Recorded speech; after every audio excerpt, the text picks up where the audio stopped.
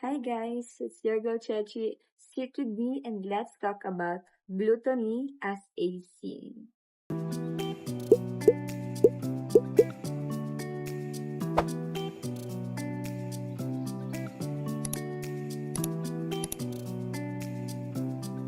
Another week, another topic. So for this week, God convicts me to topic the 7 deadly sins. So we will going to talk about one sin for each day. So para doon sa mga taong hindi nakakaalam, what are those 7 deadly sins? So those are pride, envy, greed, sloth, wrath, lust, and gluttony. And for today's topic, I want to start with gluttony. So ano nga ba ang gluttony and why is it considered as a sin?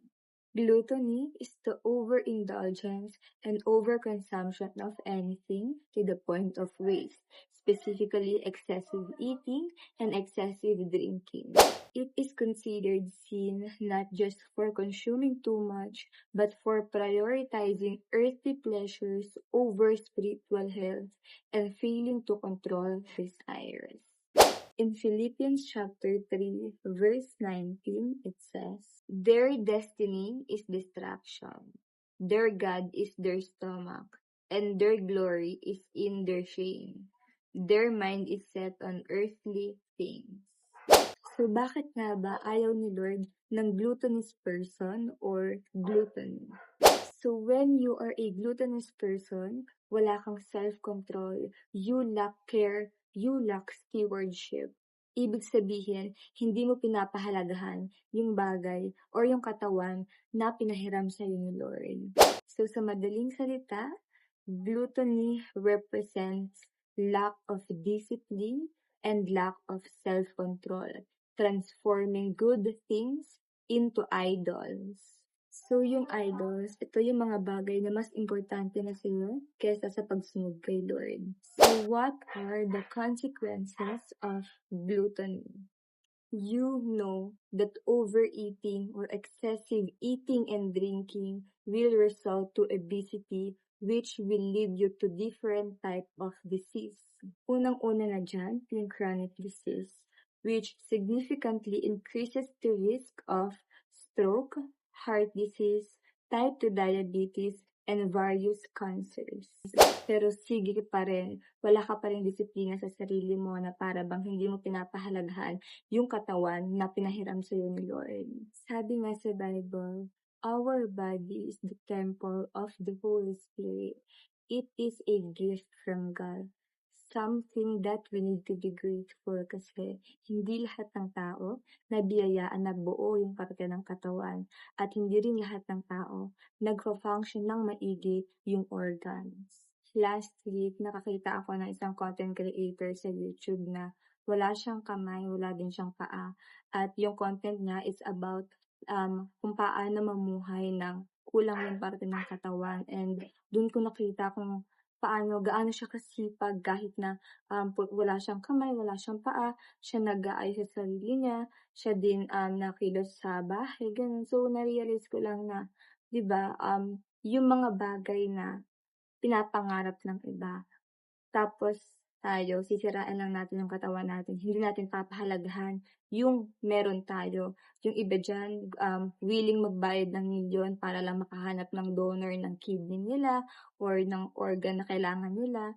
Pero tayo, di ba, meron tayo, kompleto tayo, nagpa-function ng maigi yung organ natin, pero use natin or hindi natin pinapahalagahan dahil sa gusto natin, dahil sa wala tayong self-control, wala tayong disiplina sa katawan natin. Pangalawa, not being physically fit. So, may dumaan sa FYP ko na isang content about physical fitness and nag-stalk ako ng isang content creator doon na yung content niya is all about physical fitness and nakita ko doon kung gaano siya kadisiplinado sa katawan niya. So, kaya ako siya in-stalk kasi namangha ako doon sa pagkakabuild ng katawan ng ganda, yung hourglass body, gano'n, achieve na achieve niya. So, nakita ko doon kung gaano pala yung sacrifice, yung effort na ginagawa niya to achieve that body. So, sobrang disiplinado siya, nagka-calorie deficit siya, consistent yung routine niya, yung workout routine niya araw-araw.